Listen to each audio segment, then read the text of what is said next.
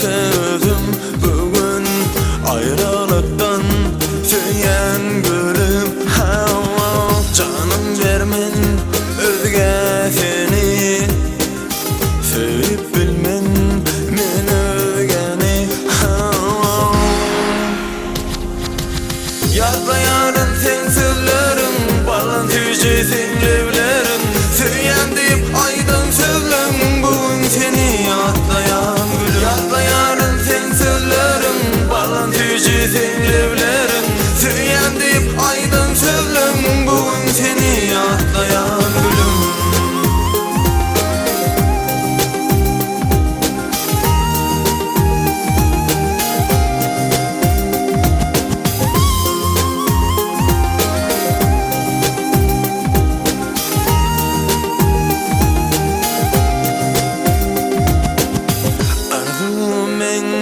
Batlayı ol sen, gözüm yumup giderim men.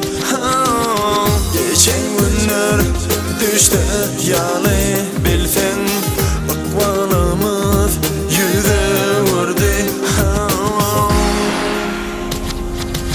Yazlayanın sen sözlerin, balan tüyce sen levlerin, söyleyen deyip aydın sözlerin bugün seni atlayan gülüm. Yazlayanın sen sözlerin, balan tüyce sen levlerin, söyleyen deyip aydın sözlerin bugün seni atlayan gülüm.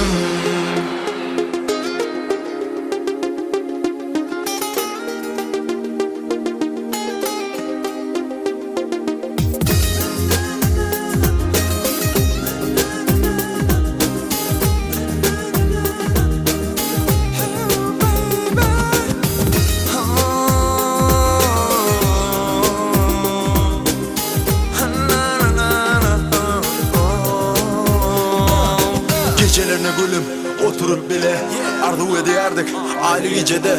Yatlayarsın canım yıllardan yıla, geçen günlerin sen şat olup bile. Unutman aradan geçti de yıllar, unutman sarılıp sorsa da üller. Unutman bir vapa diyse değiller, yatlayarım tüyer diyen bu diller. Yatlarım geçti de aradan yıllar.